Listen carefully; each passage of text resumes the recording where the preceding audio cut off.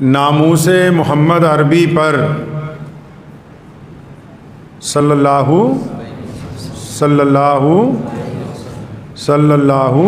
علیہ وسلم، ناموس محمد عربی پر ہم جان نچھاور کر دیں گے، گر وقت نے ہم سے خوں مانگا ہم وقت کا دامن بھر دیں گے۔ اللہ کے پیارے نبی حضرت محمد رسول اللہ صلی اللہ علیہ وسلم کی جو ذات گرامی ہے، یہ پوری کائنات کے لیے ابد سے ازل تک قابل احترام ہے۔ اس ہفتے حیدرآباد میں ایک MLA ٹی راجہ نام کے شخص نے نعوذ باللہ حضور صلی اللہ علیہ وسلم کی شان میں بے ادبی کی کوشش کی۔ اس سے پہلے بھی کچھ لوگوں نے تو گستاخوں کے متعلق کچھ کہہ دینا وہ الگ بات ہے، لیکن اس بات پہ بھی غور کرنا ضروری ہے کہ بار بار پوری دنیا کے الگ الگ ملکوں میں یا ہمارے ملک میں اللہ کے پیارے نبی حضرت محمد رسول اللہ صلی اللہ علیہ وسلم کی ہی شان میں کیوں گستاخی کی کوشش کرتے ہیں؟ دنیا میں تو اور بھی بہت سے لوگ ہیں نا، ایسا کیوں ہوتا ہے کہ کبھی فرانس کے کچھ لوگ کارٹون بنانے کی کوشش کرتے ہیں، کبھی کچھ لوگ نعوذ باللہ حضور صلی اللہ علیہ وسلم کی ازواجی زندگی پر نعوذ باللہ اعتراض کی کوشش کرتے ہیں؟ تو اس کی وجہ بھی معلوم ہونی چاہیے، وجہ پتہ کرنی چاہیے بھی ایسا ہے کیوں کہ جو دشمن ہے وہ بار بار پیارے نبی حضرت محمد رسول اللہ صلی اللہ علیہ وسلم کے خلاف ہی کیوں بولتا ہے؟ ورنہ ان کو تو اس دنیا سے پردہ فرمائے ہوئے 1450 سال ہو گئے، اب ان کے جو نائبین ہیں، جو مسلمانوں کے امام ہیں، مسلمانوں کے قائد ہیں، الگ الگ مسلمانوں کے لیڈران ہیں، ان کی زندگی کے اوپر تو کوئی نہیں بولتا۔ پوری دنیا کے جو مخالف ہیں، اسلام دشمن طاقتیں ہیں، یہ صرف محمد رسول اللہ کے خلاف کیوں بولتے ہیں؟ ایک تو چھوٹا سا محاورہ ہے، کھسیانی بلی کھمبا نوچے۔ اس محاورے کو ذہن میں رکھ کے آپ میری اس گفتگو کو سنیں۔ نبی علیہ الصلوۃ والسلام کے خلاف کیوں بولا جاتا ہے؟ دو طریقے سے بولا جاتا ہے۔ ایک تو وہ جو بے بس ہو جاتے ہیں، اب یہ نہ سمجھا کریں کہ پوری دنیا میں اگر کوئی محمد رسول اللہ صلی اللہ علیہ وسلم کے خلاف بول رہا ہے تو وہ بہت بڑی بہادری کا کام نہیں کر رہا، وہ بزدلی کا اظہار کر رہا ہے کہ میرے بس میں اور کچھ ہے ہی نہیں اس کے علاوہ۔ یہ بے بسی کی علامت ہے۔ اس میں بھی دو طرح کے لوگ ہیں، ایک تو وہ جو بالکل بے بس ہیں، وہ اپنی زبان سے گندی باتیں نکالتے ہیں۔ دوسرے وہ جو ان سے بھی بڑے دشمن ہیں، وہ چپ چاپ کسی ایسے غدار کی تلاش کرتے ہیں، مرزا غلام قادیانی کی طرح، کہ جو نعوذ باللہ حضور صلی اللہ علیہ وسلم کی نبوت کے اوپر ڈاکہ مارنے کی کوشش کرتا ہو۔ دونوں باتیں بڑی اہم ہیں، بھی رسول اللہ صلی اللہ علیہ وسلم کے خلاف ہی کیوں بولتے ہیں اور رسول اللہ صلی اللہ علیہ وسلم کی نبوت کے خلاف ہی اعلان کیوں کرتے ہیں؟ نبی تو 1,24,000 آئے، کسی نے آج تک یہ کیوں نہیں کہہ دیا کہ میں ابراہیم علیہ السلام کا نائب بنا ہوں، یا عیسیٰ روح اللہ کا نائب بن کے آیا ہوں، یا موسیٰ کلیم اللہ کا نائب بن کے آیا ہوں؟ بار بار تاج ختم نبوت جو محمد الرسول اللہ کے سر پر سجایا گیا، اور بار بار دین محمد جو محمد الرسول اللہ کو عطا کیا گیا، اسی کے خلاف سازش کیوں ہوتی ہے؟ جب تک اس بات کو سمجھیں گے نہیں، آپ کو پتہ ہی نہیں لگے گا کہ یہ معاملہ ہے کیا۔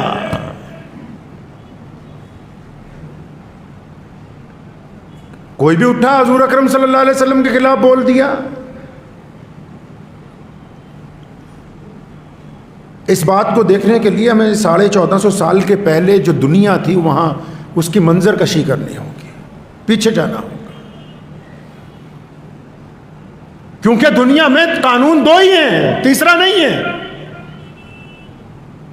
ایک انصاف ہے، ایک ظلم ہے، ایک سچائی ہے، ایک جھوٹ ہے، ایک ایمانداری ہے، ایک بے ایمانی ہے. بس دو ہی قانون ہے دنیا میں، تیسرا نہیں ہے.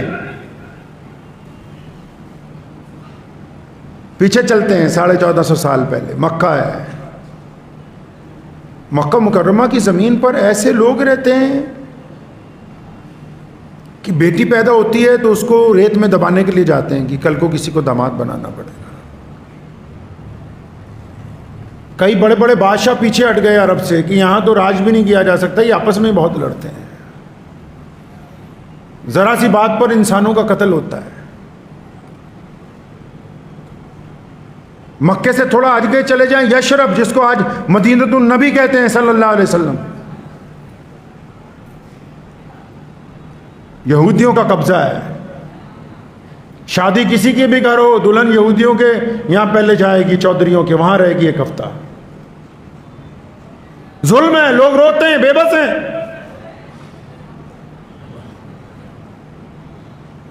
مدینہ منورہ سے اور آگے چلے جاؤ 1500 کلومیٹر، کیسر و کسرا جس کو آج آپ بغداد کہتے ہیں.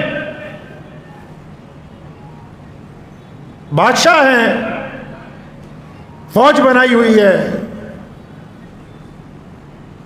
لیکن غریب لوگوں کو، کھیت مزدوروں کو، عام لوگوں کو اجازت ہی نہیں کہ وہ شہر میں آ جائیں.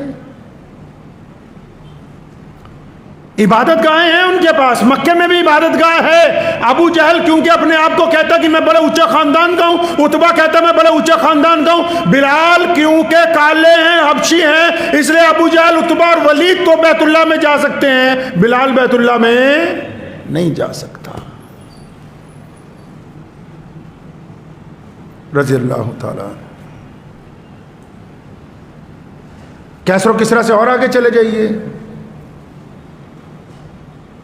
تاشقند میں جائیں، بخارا میں جائیں، افریقہ میں چلے جائیں. سرکاریں ہیں لیکن کام کیونکہ کچھ نہیں ہے، انڈسٹری کوئی نہیں ہے، تو انڈسٹری کیا بنائی؟ گاؤں دیہات میں جا کے غریب لوگوں کو پکڑ کے لاتے ہیں، لوہا گرم کر کے ان کی گالیں داغتے ہیں دونوں طرف سے، پھر پیروں میں بیڑیاں پہنا کے بازار میں آواز لگتی ہے غلام خرید لو. لڑکیاں، لڑکے، بوڑھے، مرد، عورتیں، بچے بیچے جاتے ہیں بازاروں میں. یہ میں آج آپ کو تکلیف سمجھا رہا ہوں کہ محمد الرسول اللہ سے دشمن کو تکلیف کیا ہے، اس کے پس منظر میں دیکھنا ہوگا پیچھے وجہ کیا ہے تکلیف کی. ساری دنیا تو نہیں حضور اکرم صلی اللہ علیہ وسلم کے خلاف نعوذ باللہ بولتی، گنتی کے چند لوگ ہیں، تب بھی چند لوگ تھے، آج بھی چند لوگ ہیں. لیکن افسوس کی بات یہ ہے کہ وہ چند لوگ تب بھی اپنے آپ کو طاقتور سمجھتے تھے، آج بھی یہ چند لوگ اپنے آپ کو طاقتور سمجھتے ہیں. اب ان کی ناراضگی کی وجہ کیا ہے، اس وجہ کو سنیے. آج جا کے پوچھئے ان ملکوں میں، بادشاہ کے بچوں کو کھیل دیکھنا ہے، کھیل دیکھنا چاہتے ہیں بادشاہ کے بچے، تو غریب لوگوں کو پکڑ کے لاتے ہیں، تو ان کی گردنیں اتار کے پھینکا جاتا ہے، تو بچے خوش ہوتے ہیں کہ دیکھو یہ جسم کیسے تڑپ رہا ہے. بچوں کو بادشاہ کے خوش کرنے کے لیے ایک ایک دن میں کئی کئی درجن لوگوں کی گردن اتار رہے ہیں.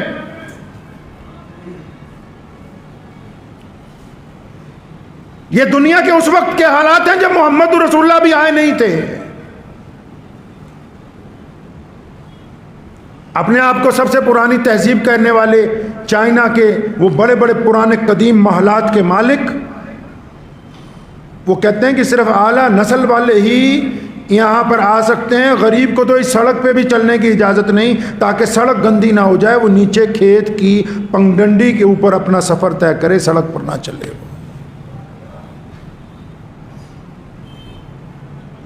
ایک کنویں سے دو رنگ اور نسل کے لوگ پانی نہیں پی سکتے تھے، اجازت نہیں، بھوکے مر جاؤ، پیاسے مر جاؤ، لیکن ایک کنویں سے جس میں کوئی بڑے لوگ پانی پیتے ہیں، اس سے غریب کا بچہ اگر پیاسا بھی ہو وہ مر جائے، لیکن اس کنویں سے وہ پانی پی نہیں سکتا. ایسے کیٹانو تو اب بھی ہمارے یہاں موجود ہیں کہ ابھی ایک بچے کو ایک استاد نے پیٹ کے اس لیے مار دیا کہ اس نے استاد کے مٹکے سے پانی پیا ہے، کیونکہ استاد اپنے آپ کو سمجھتا ہے کہ میں بہت اونچی برادری کا ہوں، اور یہ بچہ اونچی برادری کا نہیں ہے۔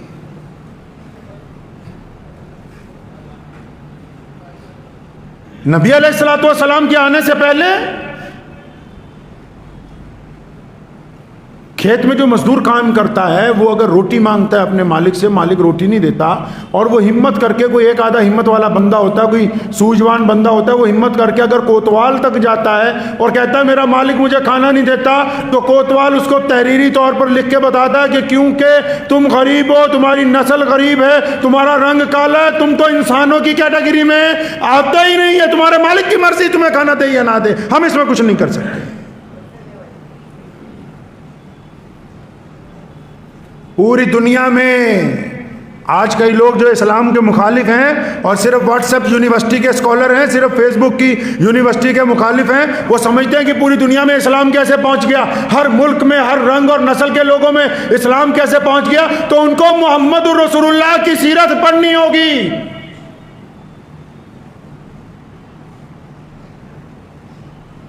صرف خنجر ہی نہیں، آنکھوں میں بھی پانی چاہیے، دشمن بھی ہم کو خاندانی چاہیے۔ محمد رسول اللہ صلی اللہ علیہ وسلم کی تاریخ پڑھنی ہوگی۔ دنیا سسک رہی تھی، تڑپ رہی تھی دنیا۔ پہلے بھی دو ہی لوگوں کی لڑائی تھی، سرمایہ داروں کی اور غریبوں کی۔ آج بھی جو پاورفل ہے وہ پیسے نہیں مارتا اپنے ملازم کے، جو طاقتور کرسی پہ بیٹھا ہے وہ نیچے والوں سے اپنی ناراضگی کی وجہ سے زیادتی نہیں کرتا ہے، جو زیادہ دولت مند ہے وہ غریب کی بیٹی کی عزت سے کھیلنا نہیں چاہتا ہے، جس کے پاس پاور زیادہ ہے وہ اپنی مرضی کے مطابق دنیا کو چلانا نہیں چاہتا ہے۔ ایسا ہی تب تھا، لیکن آج اس اندھیری دنیا میں جو روشنی کی کرن پھوٹی اور کروڑوں لوگ اپنی مرضی سے جو اپنی زندگی گزار رہے ہیں، اگر اس کا بہت بڑا انعام اور اس کا بہت بڑا اگر یہ کہیں کہ کارنامہ اور اس پوری دنیا کو آزادی کا اگر کسی کے ہاتھ میں علم ہے تو ہمارے پیارے نبی حضرت محمد رسول اللہ صلی اللہ علیہ وسلم۔ ابو جہل کیا کہتا ہے کہ محمد صلی اللہ علیہ وسلم کو کہہ رہا ہے کہ ہم تو تمہاری برادری کے ہیں، تمہارے علاقے کے ہیں، یار ہم تمہارے ساتھ ہیں، لیکن تم یہ کیوں کہتے ہو کہ بلال کو ساتھ میں بٹھاؤ؟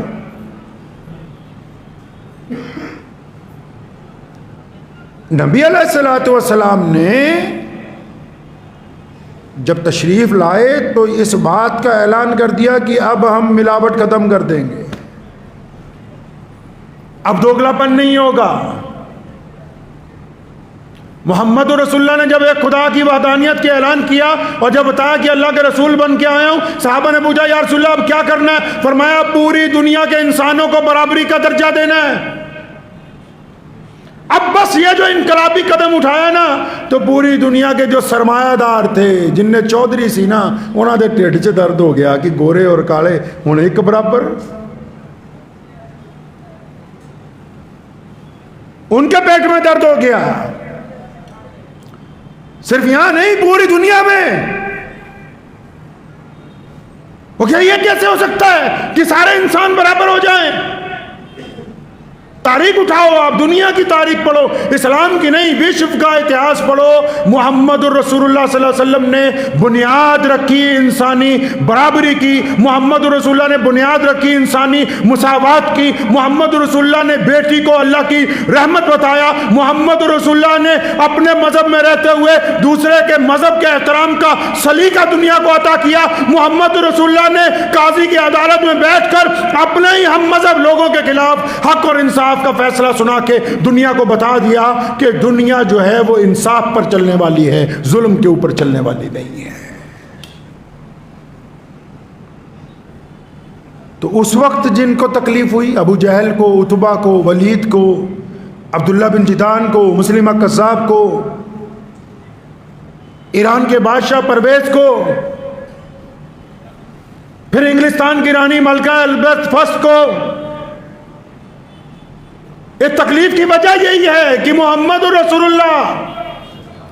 یہ ہو سکتا ہے کوئی امام، کوئی مولوی، کوئی چودھری یہ کہتے کہ میں فلاں کے گھر نہیں جا سکتا، فلاں کے ساتھ بیٹھ کے نہیں کھا سکتا، لیکن جو بندہ محمد الرسول اللہ کا دیوانہ ہے، جو محمد الرسول اللہ کی اتباع کرتا ہے، جو محمد الرسول اللہ کی پیروی کرتا ہے، اس کے دونوں بازو پوری دنیا کے انسانوں کے لیے کھلے. وہ ہر مظلوم کا ساتھ دینے کے لیے تیار ہے، وہ ہر رنگ اور نسل کے انسان کے ساتھ محبت بانٹنے کے لیے تیار ہے. بس یہی وہ بات ہے جس سے بڑے بڑے فرقہ پرستوں کے دل میں تکلیف ہوتی ہے کہ اس پوری کائنات کے لوگ برابر کیسے ہو سکتے ہیں.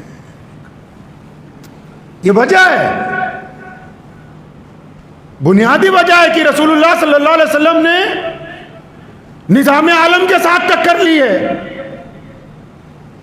پیارے نبی علیہ السلام کا دین ہر اس خطے تک پہنچا جہاں انسانوں کے ساتھ تفرقے بازی ہو رہی تھی، ہر اس خطے تک پہنچا. اور پھر دوسری طرف اگر آپ آئیں، آج سے صرف 150-200 سال پہلے انگلینڈ کی رانی نے بھی پھر اس بارے میں ریسرچ کروائی ہے. اس نے پوچھا اپنے بڑے بڑے اسکالرز کو کہ یہ مسلمانوں کو جو پوری دنیا میں مسلمان دین پر چلتے ہیں، ان کا مرکز کیا ہے، پاور کہاں سے آتی ہے، چلتا کیسے ہے اسلام. تو انہوں نے بڑی ریسرچ کی. کسی نے کہا کہ مسجدیں بنی ہوئی ہیں، مسجدوں کی وجہ سے ان میں پاور ہے. کسی نے کہا قرآن پڑھتے ہیں، قرآن کی وجہ سے ان میں بڑی طاقت اللہ نے عطا کی ہے. کسی نے کہا بیت اللہ کی طرف منہ کر کے نماز پڑھتے ہیں.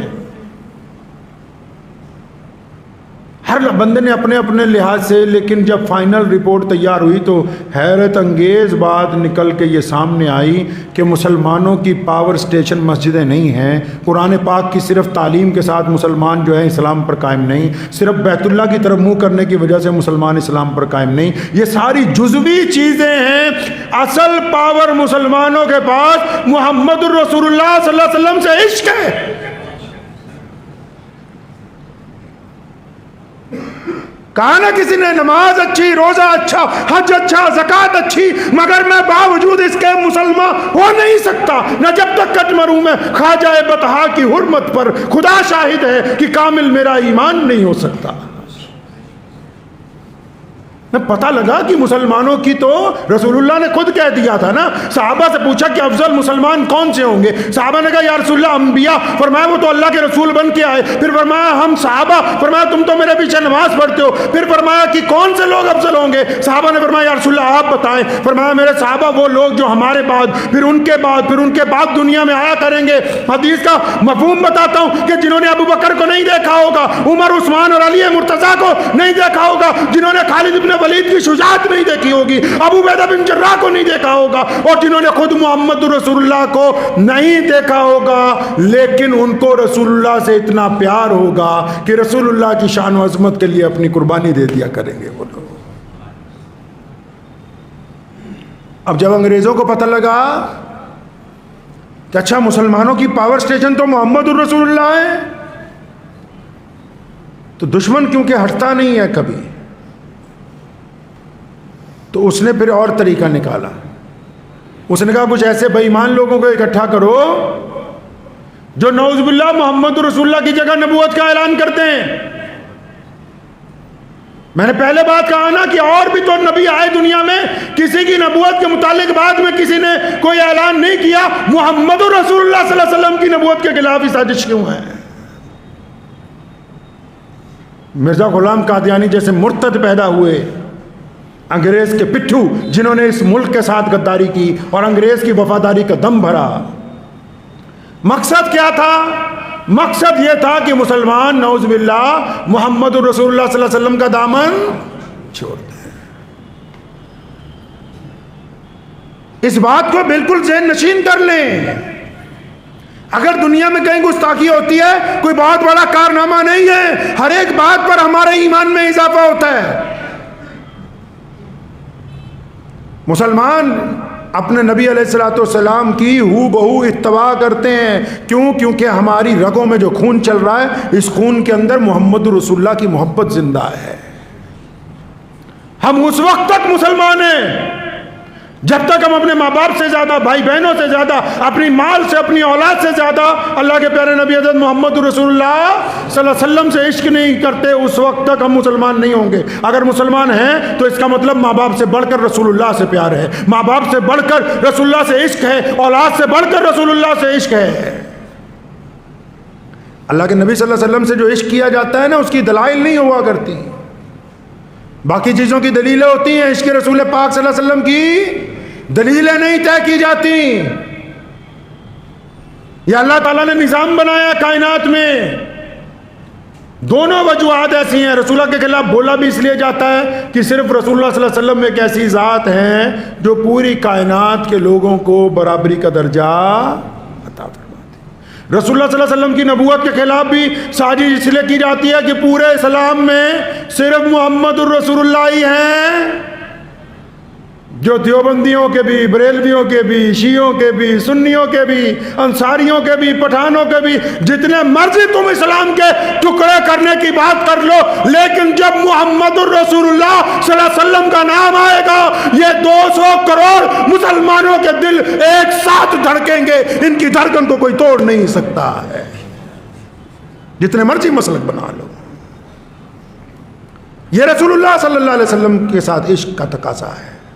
اور لوگ کیسے عشق کرتے ہیں مسلمان رسول اللہ سے، میں آپ کو ایک چھوٹا سا واقعہ سنا کے اپنی بات ختم کرتا ہوں کہ اہل ایمان جو ہیں وہ اتباع کیسے کرتے ہیں۔ ابو جہل کو بڑی چیڑ تھی کہ یار یہ ایمان مسلمان تو ایسے رسول اللہ کی اتباع کرتا ہے کہ میں نے کسی بادشاہ کے غلاموں کو بھی نہیں دیکھا۔ ارے لوگوں نے انسانوں کو غلام بنا کے بادشاہیاں کی، میرے رسول نے غلاموں کو انسان بنا کے بادشاہیاں عطا فرما دی۔ یہ فرق ہے دنیا کے حکمرانوں میں اور محمد الرسول اللہ میں۔ مسجد نبوی جب بنائی رسول اللہ صلی اللہ علیہ وسلم نے، ہر ایک 2-4 سال بعد اس کا دائرہ بڑھایا جاتا تھا۔ تو جب حضرت عمر فاروق خلیفہ بنے تو جو راستے مسجد نبوی کو آتے تھے ان راستوں میں جو پرنالے لگے ہوئے تھے، حضرت عمر فاروق بڑے عدل انصاف کے مالک تھے، مطلب ڈسپلن شکنی کسی کی برداشت نہیں کرتے تھے۔ مسلمانوں کے ایک سردار ہیں مکہ مکرمہ کے علی بن سفیان رضی اللہ تعالیٰ عنہ، مسلمان ہوئے تو جہاں ان کا گھر تھا اپنے گھر کے آگے انہوں نے اینٹیں لگا کے بیٹھنے کی جگہ بنا لی سڑک پہ۔ عمر فاروق گزرے، دیکھا تو فوراً کارپوریشن والوں کو بولا توڑو اس کو۔ علی بن سفیان کی کوٹھی ہے، فرمایا نہیں، کسی کو اختیار نہیں کہ راستے کے اندر کچھ بنا لیں۔ تو مسجد نبوی کو جاتے تھے تو حضرت عباس رضی اللہ تعالیٰ عنہ جو صلی اللہ علیہ وسلم کے چچا ہیں، ان کا گھر بھی راستے میں آتا تھا۔ تو ان کے گھر کا جو پرنالہ تھا، پرانے دور میں پرنالے جو ہیں آگے کر کے لگے ہوتے تھے۔ یہ واقعہ میں آپ کو اس لیے سنا رہا ہوں کہ اس بات کو سمجھ لیں کہ اصل مسلمانوں کا ایمان محمد رسول اللہ کا عشق ہے۔ دنیا کیا کہتی کیا نہیں کہتی وہ بات کی بات ہے یار۔ دنیا تو ہمیں اس لیے آج انسان مان رہی ہے کہ محمد رسول اللہ صلی اللہ علیہ وسلم نے ہمیں پستی سے نکال کے ہمارے سر پر عزت کا تاج رکھا ہے۔ یہ تمہیں کوئی انصاری صاحب، خان صاحب، میر صاحب، ڈار صاحب کہنے والا نہیں تھا۔ اٹھا لو تاریخ اٹھا کے، لوگ قریب نہیں پھٹکنے دیتے تھے انسانوں کو۔ یہ جتنی عزتیں دنیا کے اندر بانٹی گئی یہ محمد رسول اللہ صلی اللہ علیہ وسلم نے بانٹی۔ تو پتنالے میں سے جب پانی گرتا تھا بارش کے دنوں میں، جو لوگ نماز پڑھنے جاتے تھے ان کے کپڑوں پہ چھٹے پڑتے تھے۔ تو کچھ لوگوں نے شکایت کی عمر رضی اللہ عنہ سے کہ حضرت عباس کا جو پرنالہ ہے اس میں سے پانی گرتا ہے اور کئیوں کے چھٹے پڑ جاتے ہیں۔ تو خلیفہ تھے مسلمانوں کے، جرت مند آدمی تھے، فرمایا پھر کیا بات ہو گئی، ابھی ٹھیک کر دیتے ہیں۔ اونٹ پر سوار ہو کے گئے اور عباس رضی اللہ عنہ کے گھر کے باہر پتنالہ لگا ہوا تو اسے پکڑا، کھینچا، نکال دیا وہاں سے۔ ان کے گھر والوں کو بولا کہ گھر کی چھت کے 4 کونے ہوتے ہیں، ضروری تو نہیں کہ یہ سڑک کی طرف ہی رہے، اندر کی طرف لگا لو اس کو۔ عمر چلے گئے، عباس رضی اللہ عنہ گھر پہنچے، لوگوں نے، محلے والوں نے بتایا خلیفہ آئے تھے، آپ کا پرنالہ توڑ گئے۔ یہ بات سننے کے بعد فرمایا کوئی بات نہیں، ابھی عمر خود آئے گا، اپنے ہاتھ سے اس کو لگائے گا۔ رسول اللہ کے چچا نے کہا کہ ابھی خود آئے گا، اپنے ہاتھ سے لگائے گا اسے۔ لوگ بڑے حیران کہ یہ کیسے ہو سکتا ہے، علی بن سفیان کی تو بیٹھک کے باہر کی اینٹیں تک اڑوا دی گئیں، یہ آپ کا پرنالہ تو 20 سڑک کے پورے محلے کے بند کروا دیا، اکیلا آپ کا نہیں کروایا۔ مسجد میں گئے، نماز پڑھی، نماز پڑھ کے بات کرنا چاہتے تھے، خلیفہ خود ہی بول پڑے کہ وہ آج میں گیا تھا، آپ کا پرنالہ نکال دیا، اس کو کسی اور طرف نکال لیں۔ عباس رضی اللہ عنہ نے فرمایا عمر تم کیا سمجھتے ہو کہ میں اس بات کو نہیں سمجھتا کہ اس پرنالے سے جب پانی گرتا ہے تو اس کے چھینٹے پڑتے ہیں، میرے بھی کپڑوں پہ بعض اوقات پڑ جاتے ہیں جب بارش آتی ہے۔ تم کیا سمجھتے ہو کہ میں نہیں چاہتا تھا کہ اس کو تبدیل کر دیا جائے؟ عمر نے پوچھا پھر کیا کیوں نہیں؟ فرمایا جب میں مدینے میں آیا ہم اپنا یہ گھر بنا رہے تھے، کالی کملی والے محمد رسول اللہ گزرے، اپنے چچا کو گھر بناتے ہوئے دیکھا، فرمایا لاؤ چچا میں پرنالہ اپنے ہاتھ سے لگا دوں۔ فرمایا جو پرنالہ تم اکھاڑ کے آئے ہو وہ محمد رسول اللہ نے اپنے ہاتھوں سے لگایا تھا۔ عمر رونے لگے، عباس رونے لگے، فرمایا پہلے کیوں نہیں بتایا کہ میرے آقا نے یہ پرنالہ لگایا؟ دنیا کے کپڑے خراب ہوتے رہیں۔ واپس پہنچے وہاں، پہلے اونٹ پر سوار ہو کے گئے تھے، حضرت عباس کو فرمایا کہ تم عمر کے کندھوں پہ کھڑے ہو کے اس کو واپس اس جگہ لگاؤ، عمر کے کندھوں پہ کھڑے ہو کے اس کو لگاؤ وہاں پر، کہ جو بات محمد رسول اللہ نے کہہ دی، جو بات محمد رسول اللہ نے طے کر دی، یا جس چیز کو محمد رسول اللہ کے ہاتھ لگ گئے قیامت آ سکتی ہے، وہ تبدیل نہیں ہو سکتی اپنی جگہ سے۔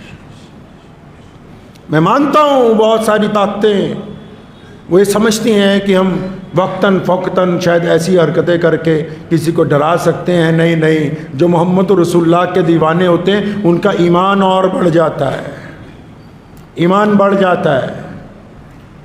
میں ایک جگہ کل گیا تو وہاں مسجد ہی نہیں تھی،